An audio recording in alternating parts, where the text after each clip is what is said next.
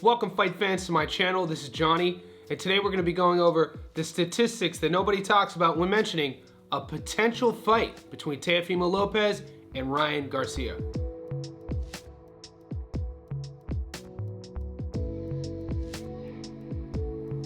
Alright guys, we're a week removed of Ryan Garcia's performance over Devin Haney, where he looked to be at the top of his game. And we're a few months removed from the Teofimo Lopez-Jermaine Ortiz fight, which a lot of people found controversial. We do know Lopez came out the victor. Since the Haney loss, the 140-pound division now has been shaken up quite a bit. Garcia has come out calling everyone from Terrence Crawford to Errol Spence Jr. out. He also said he would fight Haney again if that rematch were to take place, not at 140, but at a catchweight. We know Garcia missed weight. We know that he claims that his body shuts down around 143 pounds.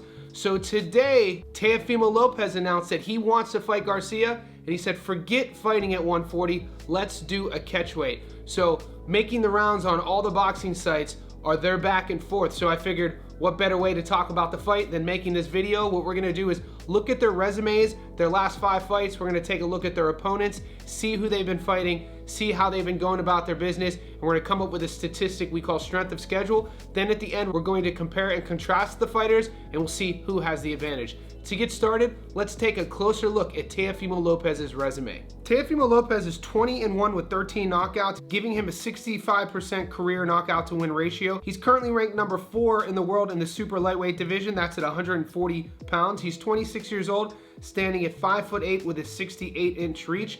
The orthodox fighter is an American, and he is the WBO super lightweight world champion. His last fight, he fought Jermaine Ortiz, 17-1, UD in the 12th. Josh Taylor, 19-0, UD in the 12th. Sandor Martin, 40-2, split decision in the 10th. Campa, 34-1, knockout in the 7th. George Kambosos, 19-0, split decision loss.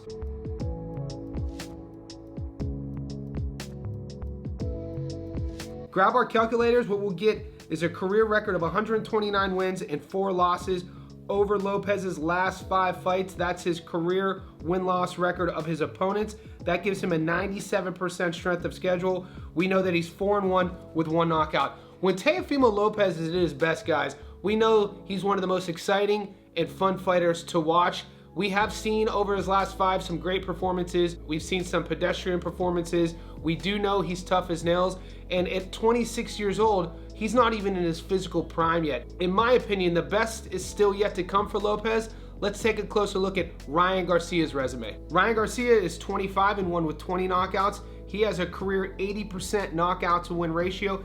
He's currently ranked number 3 in the world in the welterweight division. That's something interesting that BoxRec does.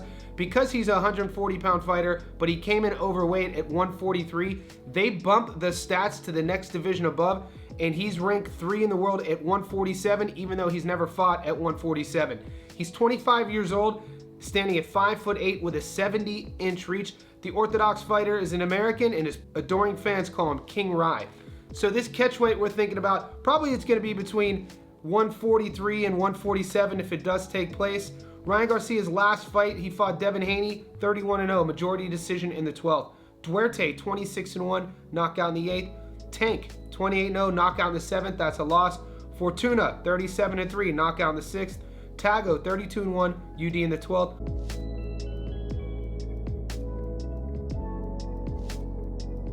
Grab the calculators. What we'll get is a record of 154 wins and 5 losses, giving Ryan Garcia's career win-loss record over his last 5, 96% strength of schedule.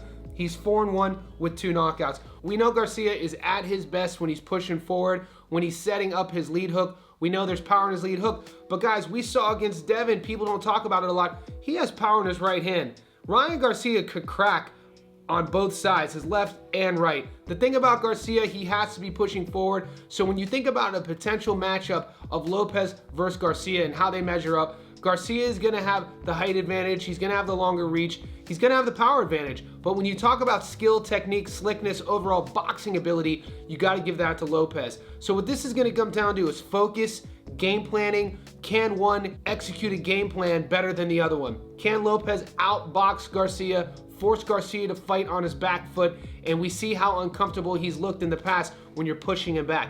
Can Garcia make Lopez make a mistake? Can he walk him into that lead hook and catch him with something and knock him out?